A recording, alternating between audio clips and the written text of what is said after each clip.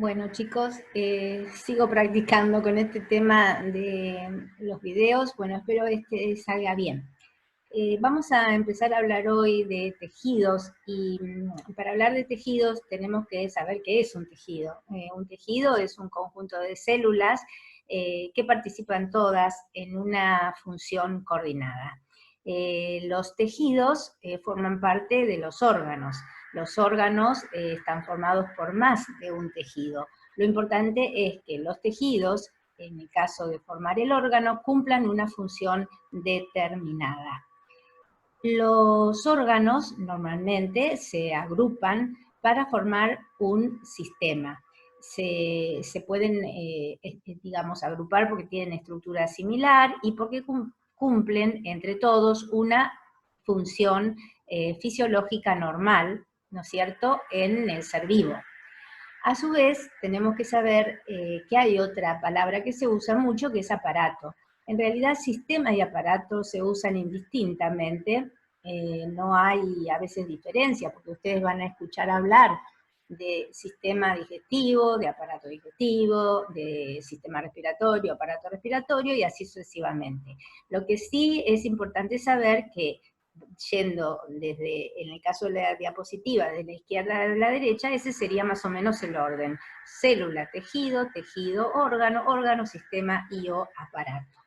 Muy bien. Cuando nosotros recibimos un preparado para mirar al microscopio, recordemos todos los pasos que sufrió ese preparado que ustedes vieron en la técnica histológica. Y todo parte de una biopsia, de una pieza quirúrgica, de una citología, ¿no es cierto? Entonces, ¿qué son las cosas que nosotros vamos a ver en un trozo de órgano, en una pieza quirúrgica, en una biopsia de un órgano? Vamos a ver dos elementos fundamentales. Uno es el parénquima y otro es el estroma. Siempre que hablamos de parénquima de un órgano, nos referimos a la parte funcionante.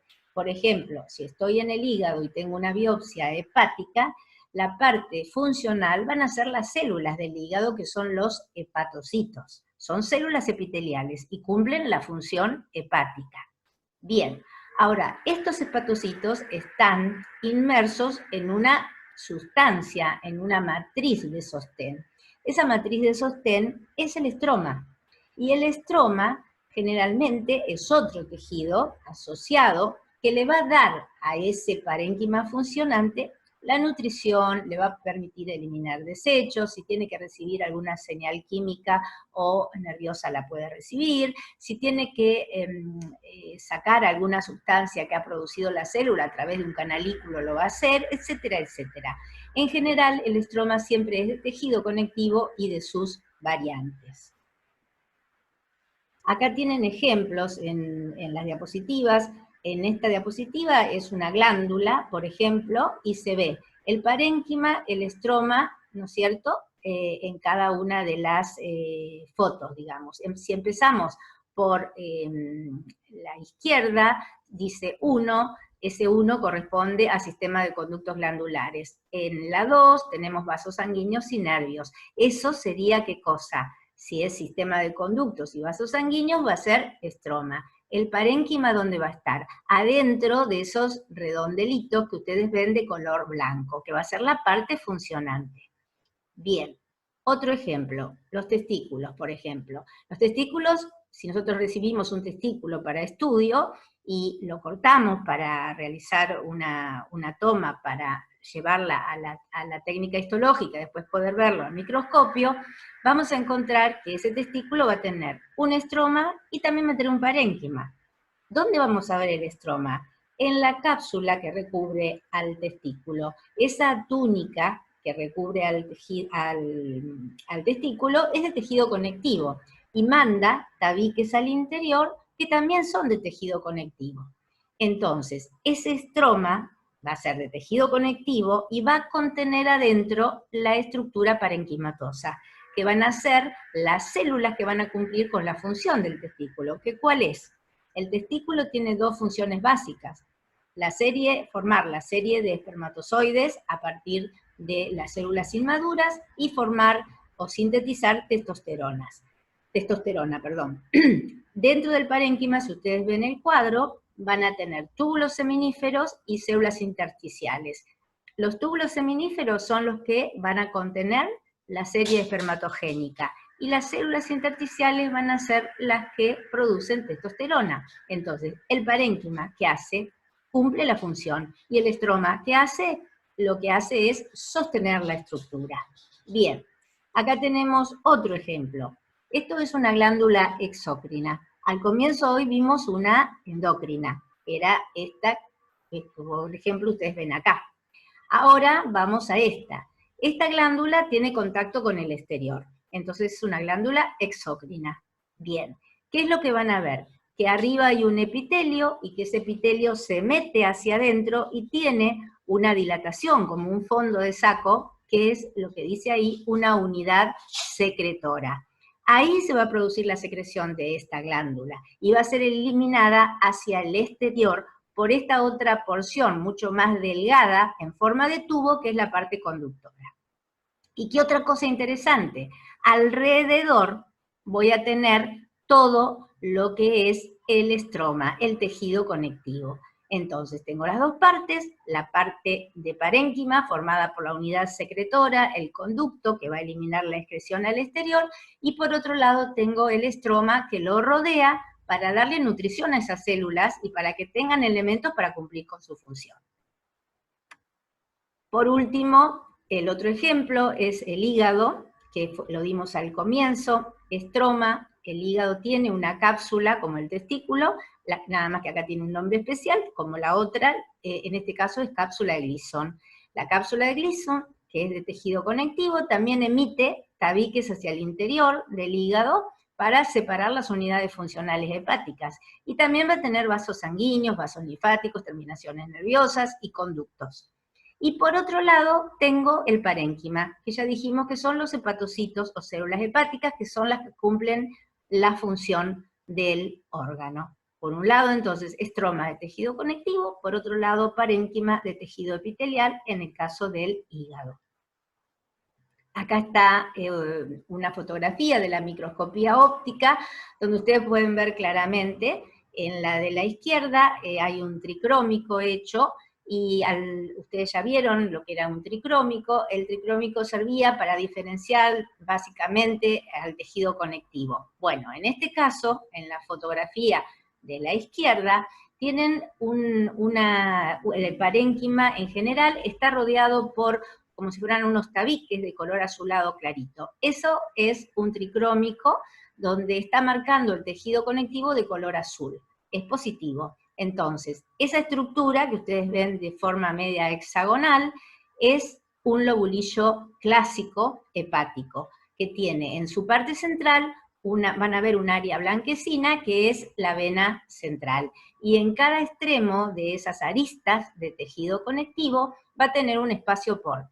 Eso ya lo vamos a ver cuando veamos bien hígado, pero en este caso es para mostrarles que en toda la parte azul hay estructuras que no tienen que ver con el parénquima funcionante, que son los hepatocitos propiamente dichos, que son los que están marcados con las otras flechas donde dice parénquima.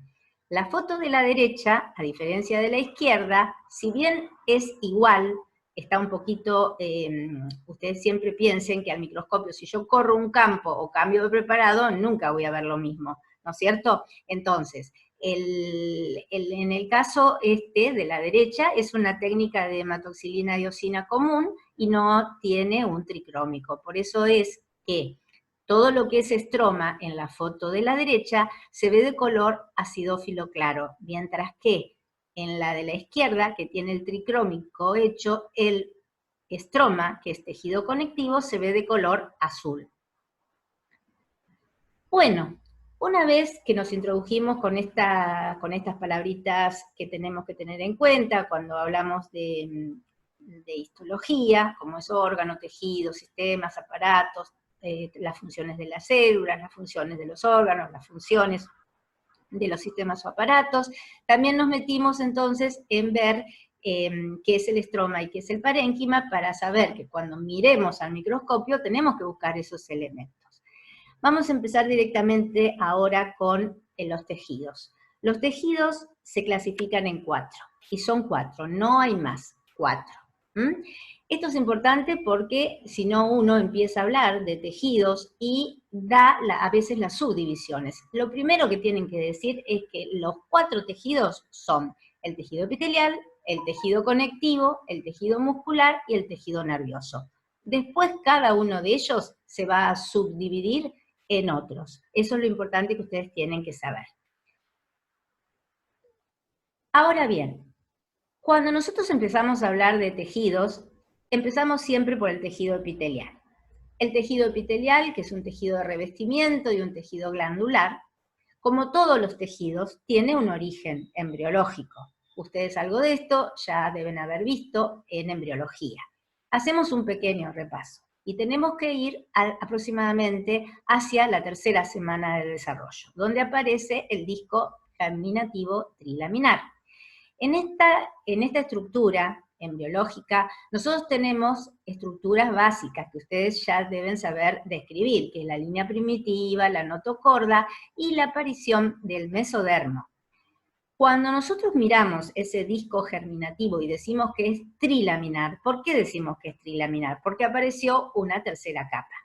Teníamos antes de la aparición del disco germinativo trilaminar, el bilaminar. Teníamos un hipoblasto y un ectoblasto. Ahora que tenemos un endodermo, un ectodermo, que proviene el ectodermo del epiblasto y el endodermo del hipoblasto, y en la zona media, por migración de células de la línea primitiva, aparece el mesodermo embrionario. Acá tienen una linda foto donde se ve justamente bien clarito, pintados de celeste, el ectodermo o epiblasto, pintadas de color verde claro el endoblasto, y también se ven las células que migran desde la línea primitiva y forman el mesodermo.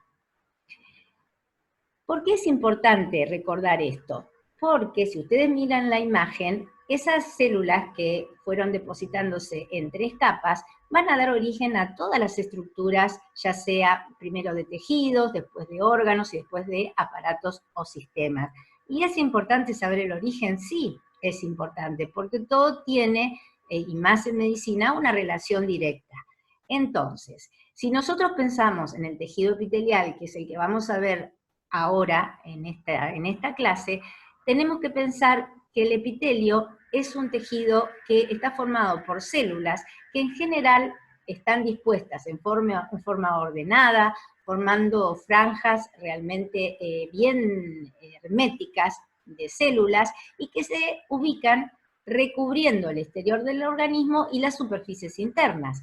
Si nosotros nos imaginamos a nosotros mismos y nos vemos y nos tocamos, todo lo que sea externo es todo originado del ectodermo, pero también es todo epitelio. Y si nos miramos hacia adentro, por ejemplo, imaginamos cuando vamos a comer un bocado, que ponemos algo en la boca y por dónde va a pasar todo ese alimento hasta terminar en desecho, todo eso también va a estar revestido de epitelio. ¿Por qué?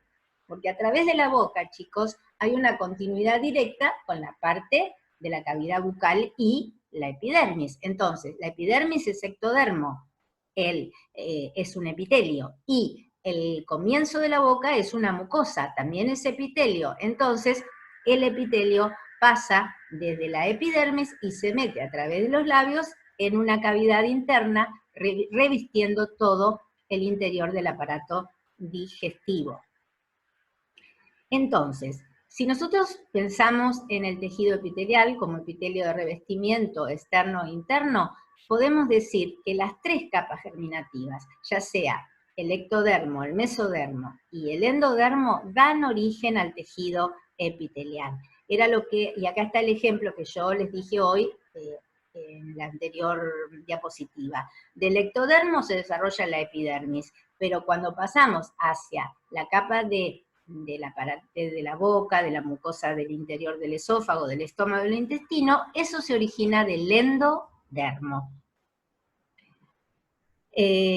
Bueno, ¿qué otra cosa tenemos que tener en cuenta en el caso de los epitelios? Que va a haber epitelios desarrollados también a partir del mesodermo. Hasta ahora vimos del ectodermo y del endodermo. Del ectodermo dijimos la epidermis, un ejemplo, y del endodermo el aparato digestivo en su parte interior. Del mesodermo se originan unas membranas que revisten grandes cavidades. Esas grandes cavidades, que son cavidades anatómicas, son las cavidades que contienen al corazón, a los pulmones y a las vísceras abdominales. Eso todo, todas esas serosas, que son la serosa del pericardio, las serosas de las pleuras y la serosa del peritoneo, es toda de origen mesodérmico y también es un epitelio. ¿Quedó claro? Bien. Bueno, todo esto sigue, ustedes lo leen después, no tienen nada diferente, pero bueno, lo más importante es este cuadrito donde se resume lo que hablábamos anterior. El tejido epitelial puede tener los tres orígenes: ectodérmico, mesodérmico y endodérmico.